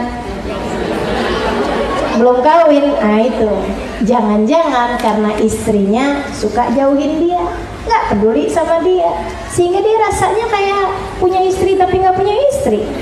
Lupa dia. Pas pulang-pulang, oh iya masih punya istri. Ingatnya pas lagi dimintain duit jajan. Ya Allah. Jika dia mendekat, katanya Asma bintu Kharijah, dekatkanlah dirimu padanya. Kalau suami lagi pengen dekat, pengen ngobrol, pengen cerita, pengen apa aja deh pokoknya gitu ya, nah, dekatkan dirimu padanya. Tapi jika dia sedang ingin menjauh darimu, jauhkan dirimu darinya. Jangan kemudian di saat dia lagi mau ngangkat telepon menjauh.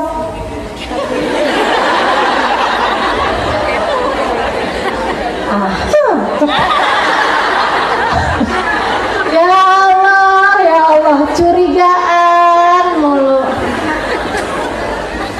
Saudariku sekalian, ingat ya, kamu hambanya Allah, dan untuk itulah kamu harus percaya diri. Gak perlu percaya diri sama diri kamu, bukan, percaya kepada Allah. Udah gak apa-apa. Tapi bisa jadi suami saya nanti naksir perempuan lain, ini apa segala macem, bukan urusanmu juga. Urusanmu adalah menjadi istri yang baik. Begini, jadi sekalian, kamu gak akan dihisab sama Allah. Gak akan ada pertanyaan ntar di hari akhirat. Tahukah kamu bahwa suamimu selama ini sudah berkenalan dengan Fulanah bintu Fulan, punya rumah di sebelah sana? Kamu tahukah? Tahukah kamu selama ini bahwa suami kamu itu sudah bercabang 4? Sudah buka cabang 4? Nggak akan ada pertanyaan. Kamu hanya akan ditanya sama Allah bagaimana caramu memperlakukan dia. Maka jangan fokus sama yang nggak akan jadi pertanyaan bagimu. Fokuslah terhadap apa yang akan menjadi pertanyaanmu, sehingga kamu sudah akan mempersiapkan jawabannya dari sekarang. Gitu kan ya? Itu teman-teman sekalian. Jadi kalau suami kita lagi pengen dekat, kita deketin, jangan cuekin. Ada banyak nih para istri-istri nih ya, kalau lagi nggak barengan sama suami, sok sibuk sama suaminya. Kumpul barengan nih sama teman-teman nih, lagi makan, apalagi majelis, tunggu bentar ya, saya mesti mastiin ini suami saya udah makan apa belum. Telepon, habis itu alhamdulillah sudah makan. Siapa yang nanya? Teman-teman saya sekalian, dikit-dikit iya sayang, iya Allah, ya Allah. Kalau di depan teman-temannya, begitu di rumah dia malah sibuk pegang HP sama teman-temannya. Gimana sih? Suaminya lagi cerita, iya, gimana nih rencana kamu besok? Ngomong sama temennya. Itu salah menempati sesuatu, teman-teman saya sekalian. Nggak gitu. Kalau lagi ada bersama dengan suamimu, fokus sama suami. Kalau lagi kamu barengan sama teman-teman, fokus sama teman-teman. Lagi hadir ngaji kayak begini, fokus sama saya. Kalau saya lagi ngomong, kan begitu ya? Gitu kan? Jangan fokus sama suamimu, sibuk aja yang I love you sayang, I love you sayang.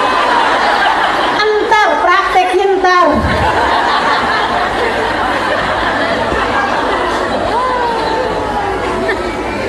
Ya, kalau suami lagi ingin mendekat, dekatkan dirimu padanya. Kalau suami lagi pengen menjauh, nggak apa-apa, jauhin. Kamu bukan orang nganggur gitu kok, urusan kamu banyak kok, urusin yang lain-lain. Betul? Jadi kalau suami lagi pengen menjauh, ya biarin, udah biarin, nggak usah diusik-usik, begitu kan ya? Sebab jarak itu perlu untuk sebuah kenyamanan hubungan. Ini yang saya mau sampaikan. Banyak orang Jawa dulu suka nasihatin ibunya, ikutlah suamimu bahkan sampai ke lubang semut. Itu nggak sepenuhnya benar ya. Itu nggak sepenuhnya benar, teman-teman saya sekalian. Jadi kalau suami lagi pengen menjauh, biarin jauh. Kalau suami ngajak kamu baru ikut, gitu. Kalau suami lagi pengen agak menjauh, mungkin dia lagi ada urusan, mungkin dia lagi ada hal-hal yang sedang ingin dipikirkan. Karena laki-laki sama perempuan tuh beda. Perempuan kalau ada masalah, berbicara adalah salah satu solusi baginya. Betul nggak? Kita kalau lagi masalah nih pengen ngomong mulu. Dia ngomong, tapi gimana ya enaknya nih? Waduh, saya bingung nih. Pokoknya ngomong aja. Bahkan nggak ada orang aja ngomong sendiri kan? Saya tahu kenapa ketawa. Kamu berasa kan? Tenang, kamu nggak sendiri.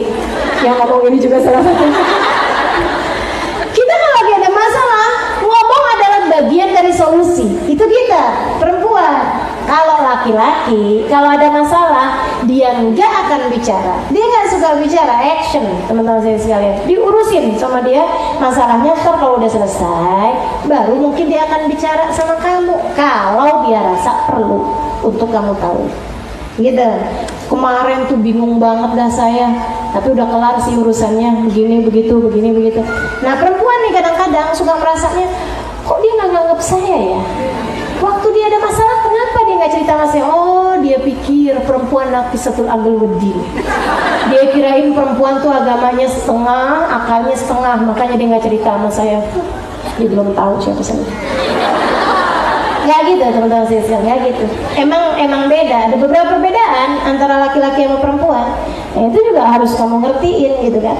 Tipikal seperti apa suamimu, kamu juga harus pelajarin. Tapi yang pasti kalau dia lagi mau deket, silahkan deket. Kalau dia lagi mau jauh, silahkan menjauh. Spasi diperlukan. Spasi diperlukan agar kalimat lebih mudah dibaca. Betul nggak? Kalau saya ngomong nggak pakai spasi, nggak pakai berhenti, nggak pakai intonasi, nggak pakai jarak satu kalimat dari kalimat yang lain, teman-teman juga nggak ngerti. Maka demikian pula dengan hubungan rumah tanggamu, harus ada spasinya, harus ada spasinya. Sesaat pergi, sesaat nggak ketemu, sesaat berapa hari nggak ketemu, nggak apa-apa teman-teman saudara sekalian.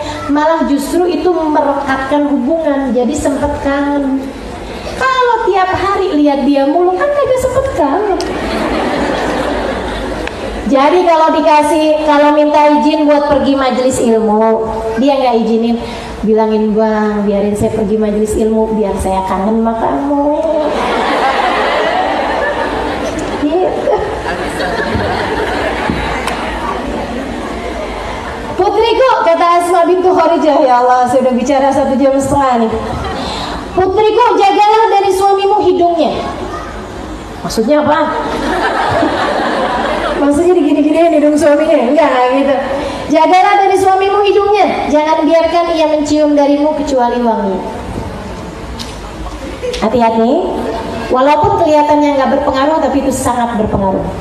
Kamu pasti nggak mau ketika suamimu melewati restoran keciuman bau ikan asin, dia bilang, inget bini nih. Sudah enggak? Ketika dia lewatin tempat pijat, ada bau-bau minyak-minyak gosok, inget bini nih. Nggak enak kan? Nggak enak kan? Iya, nggak enak. Ayo deh.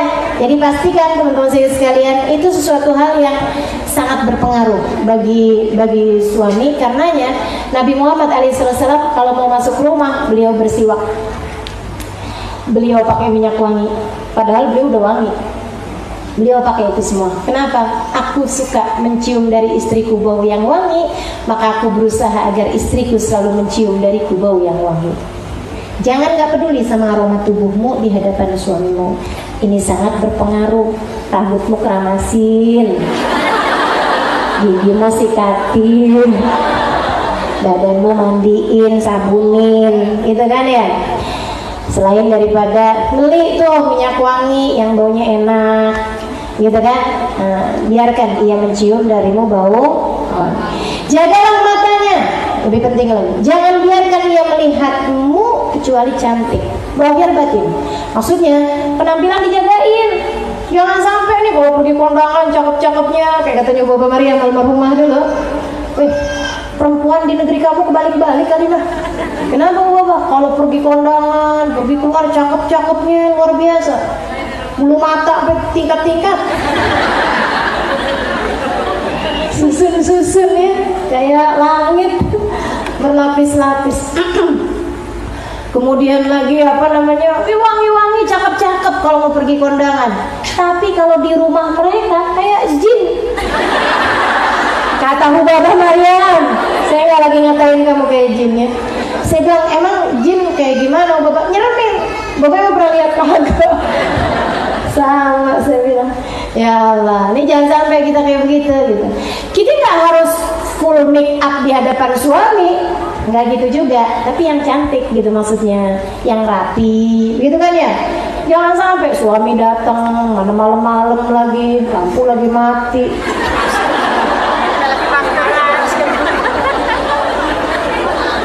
Kamu dalam kamar, rambut awut-awutan.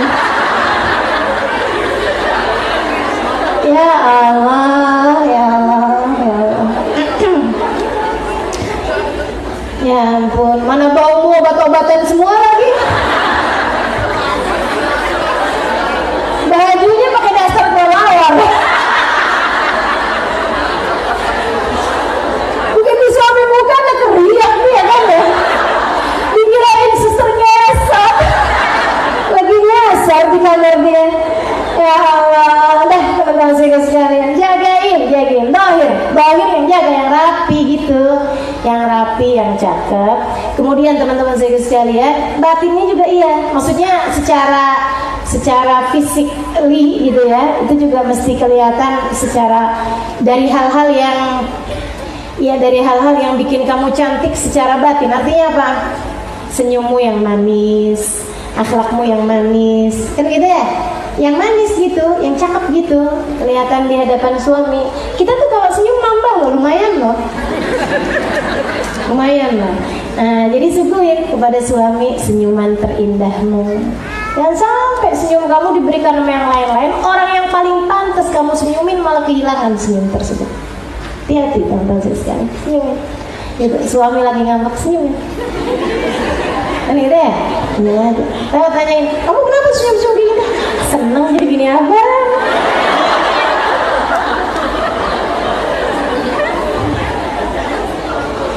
Jagalah telinganya. Jangan biarkan ia mendengar darimu kecuali kata-kata manis. Teman-teman sekalian, kamu nggak tahu betapa sangat manisnya ucapan para hamba-hamba tercinta di sisi Allah Subhanahu wa Ta'ala terhadap pasangan hidup mereka. Sayyidah Khadijah ngomong sama Nabi Muhammad, ya Allah, ucapan-ucapan yang indah. Katanya Sayyidah Khadijah, inni ya ana wa mali wa nafsi wa ruhi wa hayati laka ya Rasul. Jangankan sekedar harta wahai Rasul, kau harus tahu aku menikah denganmu dan aku persembahkan hartaku, tenagaku, kecantikanku, waktuku, hidupku, nyawaku, bahkan matiku sudah aku persembahkan untukmu ya Rasulullah. Suami digituin kayak gimana kira-kira? Luar biasa. Sehingga sekalian saya melihatkan nabinya Sayyidah Khadijah, ya Allah, uziktu hubbaha. Kata Nabi Muhammad alaihissalam, mencintai Khadijah itu adalah karunia yang Allah berikan dalam hatiku. Masya Allah, dia tidak pernah tergantikan untukku. Kata Nabi tentang Sayyidah Khadijah kan kayak begitu. Maka teman-teman sekalian, saya melihatkan Nabi itu kayak begitu. Nabi baik, kata-katanya indah-indah sama istrinya. Istrinya juga kayak gitu. Sayyidina Ali bin Abi Thalib. Oh, kalau teman-teman baca kata-katanya Sayyidina Ali kepada Sayyidah Fatimah, ya Allah, ya Allah, meleleh gitu kalau suami kita ngomong begitu. Masya Allah. Sedikit sekalian saya melihatkan Sayyidah Fatimah pernah juga bilang, Ali, kamu tahu nggak? Dulu tuh sebelum kita nikah ada loh seorang laki-laki yang saya suka curi-curi dengar tentang dia. Kalau dia pergi perang saya khawatir. Kalau saya dengar dia pergi perang, nggak pernah ketemu, maksudnya nggak ketemu jalan ini apa-apa. Tapi kan memang masa kecilnya barengan. Kalau saya dengar dia pergi perang nih, saya khawatir, saya sambil doa, mudah-mudahan selamat deh, gitu. Sayyidina Ali-nya langsung cemberut gitu kan. Saya selalu aja senang kalau dengerin cerita tentang dia. Kalau ayah lagi cerita gitu, Rasulullah lagi cerita tentang saya, berdebar hati saya. Sayyidina Ali langsung, dan kamu nyesel kan Fatimah karena kamu kawinnya sama saya nggak sama dia? Katanya Sayyidah Fatimah, enggak dong, yang saya ceritain kan kamu.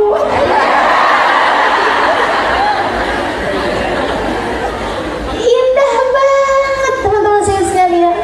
Padahal mereka tuh kadang-kadang 3 hari 3 malam nggak ada makanan yang bisa mereka makan kecuali air putih. Nggak ada yang bisa masuk dalam perut mereka dari kemiskinan yang luar biasa. Tapi bisa kata-kata seindah itu loh. Maka saya sekalian, jangan jadikan kemiskinan muka, kesusahan muka, sakit muka, urusan-urusan muka jadi penghalang untukmu romantis kepada suamimu, baik kepada suamimu, siapapun suamimu. Teman-teman saya sekalian, jangan bilang Allah suami saya gak kayak Sayyidina Ali. Nggak gitu. Ntar suaminya juga kalau bilang istri saya pura-pura kok Sayyidah Fatimah. Teman-teman saya sekalian, Sayyidina Ali ngomong sama Sayyidah Fatimah, aduh, kata-katanya meleleh. Khudit ya'udil araqi bithadriha, ma khift minni ya araq wa araq. Law kunta min ahli al-kitab laqataltu, ma faza minni ya siwaku siwaka. Sayyidah Fatimah lagi siwakan, pakai kayu arak, kayu siwak, lagi gitu-gitu. Sayyidina Ali liatin. Sayyidah Fatimah, apaan sih Ali lihat-liatin? Sayyidina Ali kemudian bilang, khudit ya'udil araqi bithadriha. Berani-berani bener kamu nih, kayu arak masuk-masuk ke mulut istriku Fatimah. Kayu berani bener kamu wahai kayu arak, kayu siwak, masuk-masuk ke mulut istriku. Berani sekali kamu melakukannya padahal saya melihatmu. Law kunta min ahlil kitab laqataltu. Kalau aja kamu adalah yang ada di medan perang, mau itu orang, mau itu binatang, laqataltu, nggak bakalan selamat kamu dari saya. Saya akan bunuh kamu, saya tebas kamu dengan pedangku. Ma faza minni ya siwaku siwaka. Nggak ada yang selamat dariku sesudah apa yang kamu lakukan itu kecuali kamu wahai kayu siwak. Kamu bisa aja. Ya Allah, indah teman-teman sekalian. Jaga dari suamimu telinganya. Jangan biarkan dia mendengar darimu kecuali kata-kata manis. Hati-hati, hati-hati.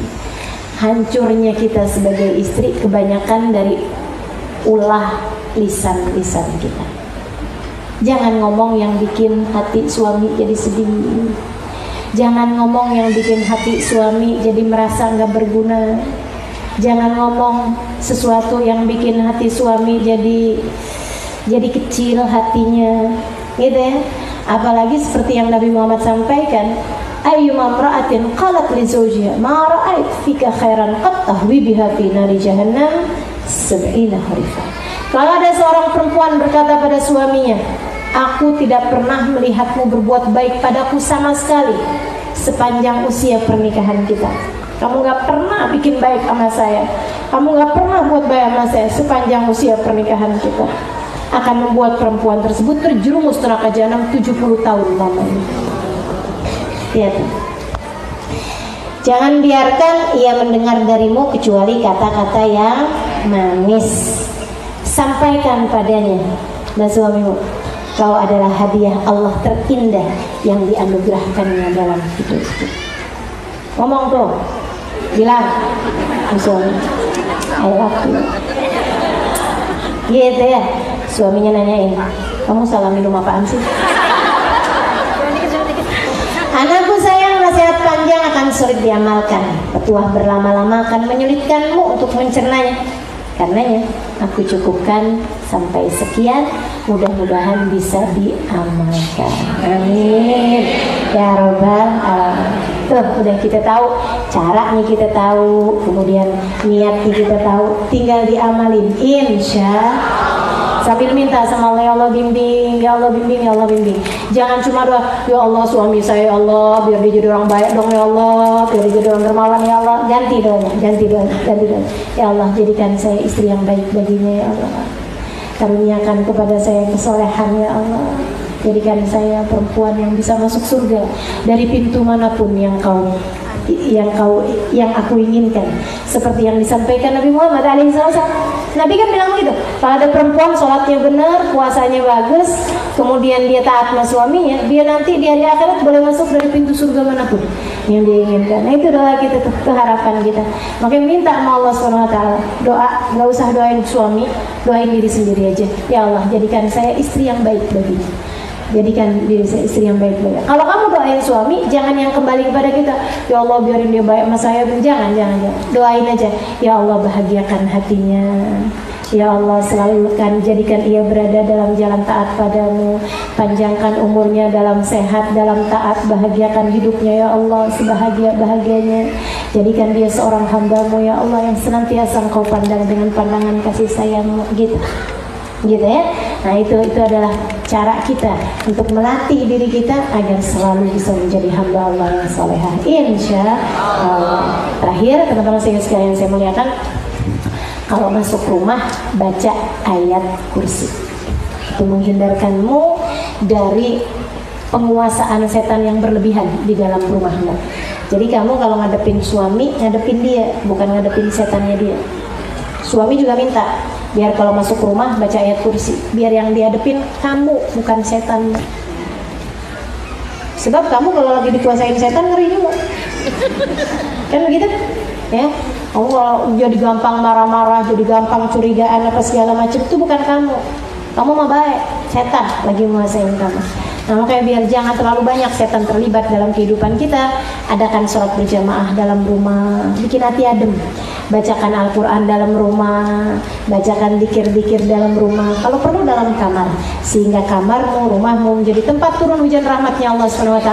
Masuk ke dalam rumah baca ayat kursi, keluar dari rumah baca doa keluar rumah. Bismillah, amantu billah, tawakkaltu ala Allah, la haula wala quwata illa billahil aliyyil azim. Taqabbalallahu minna wa minkum taqabbal ya karim. Mudah-mudahan bermanfaat. Kurang lebihnya mohon maaf, dan mohon maaf juga pembahasannya kepanjangan sehingga tidak banyak waktu bagi saya untuk membalas dan menjawab pertanyaan yang sebegini banyaknya ini. Saya nggak ngerti gimana bacanya ini ya.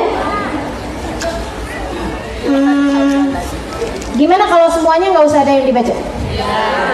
Ya, nggak usah ya, karena waktunya udah jam 11 kurang berapa nih? Kurang seperempat ya. Jadi saya putuskan untuk nggak usah baca aja semuanya biar adil. Saya hanya akan tambahkan satu cerita indah. Boleh? Ceritanya disampaikan sama Hubabah Nur di kedatangan beliau yang sebelumnya, kalau yang sekarang. Ketika ada beberapa kawan bertanya kepada Hubabah mengenai hubungan rumah tangga. Kata Hubabah, kamu harus selalu baik sama suami kamu, walaupun suami keadaannya seperti apa pada awal-awal pernikahan misalnya, atau kamu tahu ada hal yang kurang baik sama suami, tetap yang baik aja. Nanti akan ada waktunya kok, kamu akan lihat suami kamu menjadi seperti yang kamu mau. Yang sekarang jadilah seperti yang dia mau.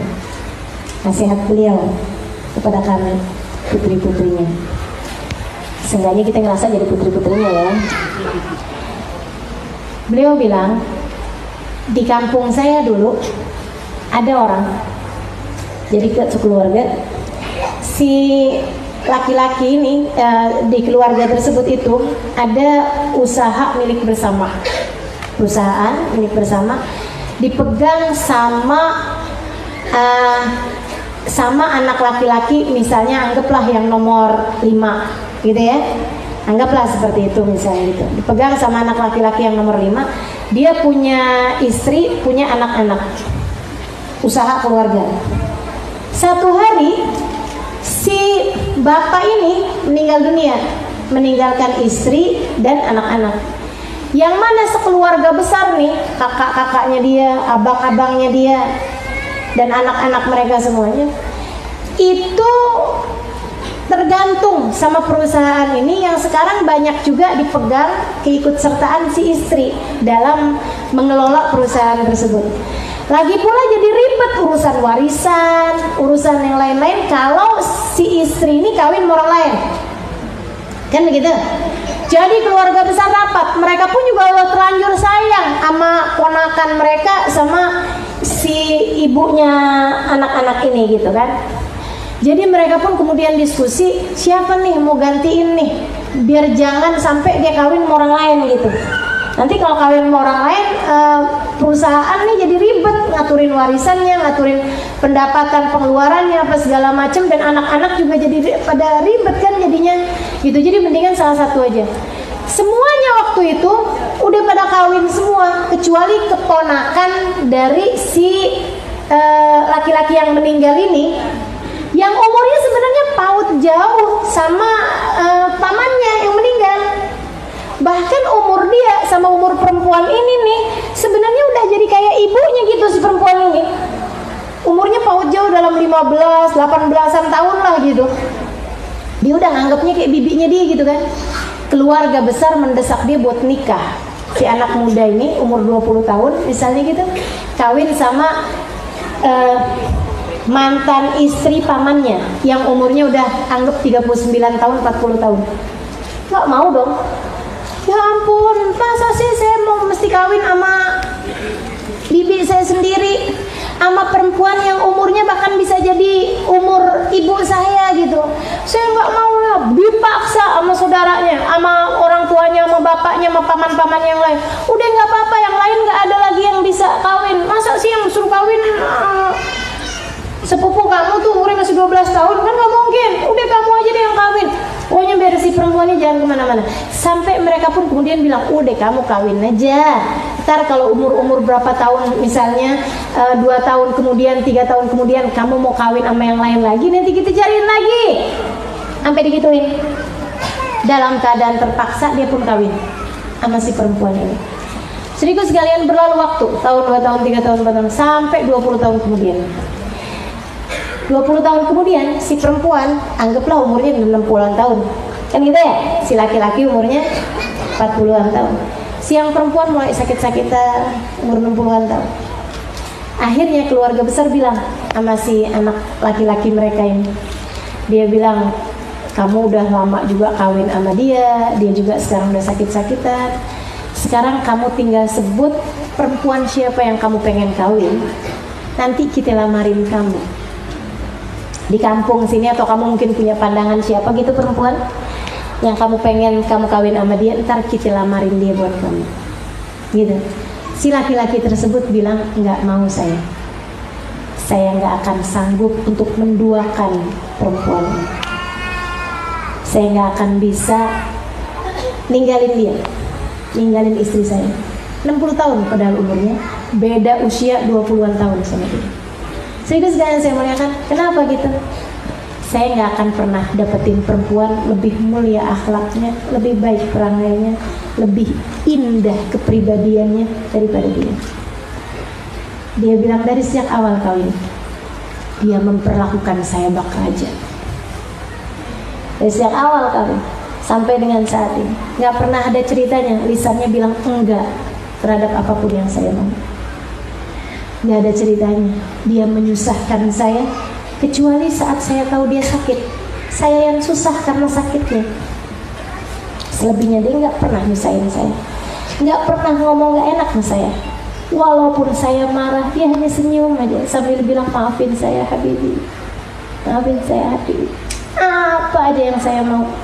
Dia bilang hari-hari semuanya rapi, semuanya lengkap. Dia rapiin saya sampai bikin saya merasa jadi raja selama ini. Perempuan yang sudah berbuat seperti itu kepada saya tidak akan sampai hati ketika melihatnya sakit. Saya malah justru menikah dengan perempuan yang lain. Tuh teman-teman saya sekalian, semuanya tergantung dari kamu. Kamu jadi perempuan yang gak pantas buat diduakan. Kamu jadi perempuan yang suamimu gak akan bisa dapeti. Orang memperlakukan dia lebih baik daripada caramu memperlakukan. Kamu jadi perempuan yang gak pantas buat ditinggalin. Kamu jadilah perempuan yang gak pantas untuk suamimu berbuat tidak baik padanya. Dengan itu, kamu menjadi budak baginya, dia akan menjadi budak bagimu. Insya Allah. Daripada mikir gitu deh, baguslah. Mudah-mudahan ya, nggak cuma bisa ngomongnya, nggak cuma bisa dengernya, bisa ngamalinnya. Assalamualaikum warahmatullahi wabarakatuh. Ustazah, Fatihah untuk dua orang tua kami supaya sehat dan ketaatan pada Allah SWT. Assalamualaikum Ustazah, mohon Fatihahnya untuk Eva Nurlia Sari yang hari ini sedang skripsi. Semoga memudahkan kelancaran, diberikan nilai yang terbaik.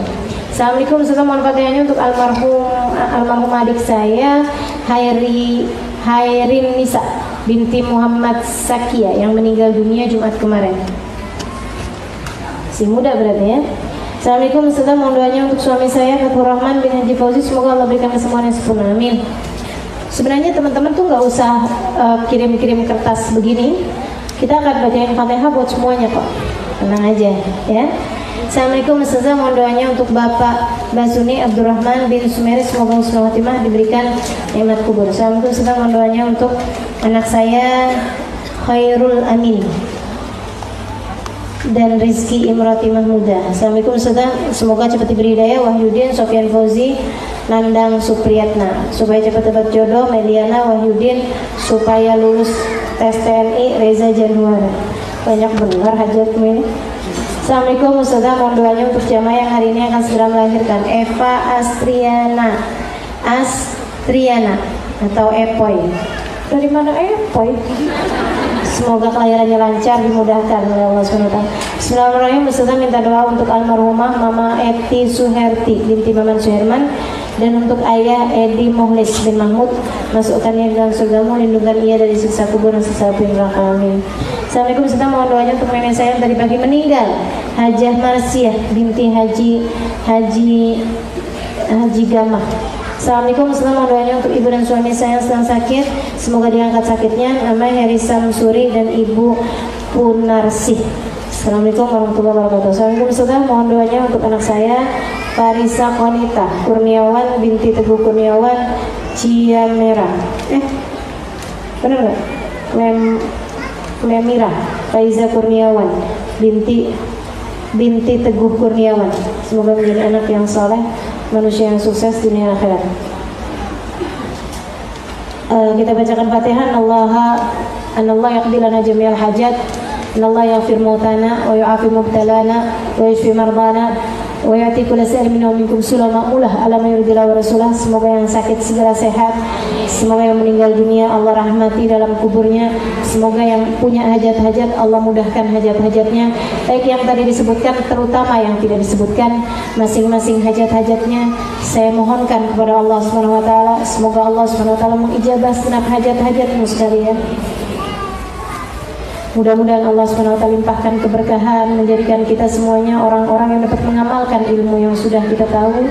Mudah-mudahan Allah SWT memberikan kemudahan bagi kita untuk menjadi hamba-Nya yang salehah hingga kita mati dalam husnul khatimah. Ala hadhihi niyyah wa bi kulli niyatin salihah jami'ah syamilah wa hadratin Nabi Muhammad sallallahu alaihi wasallam. Al-Fatihah.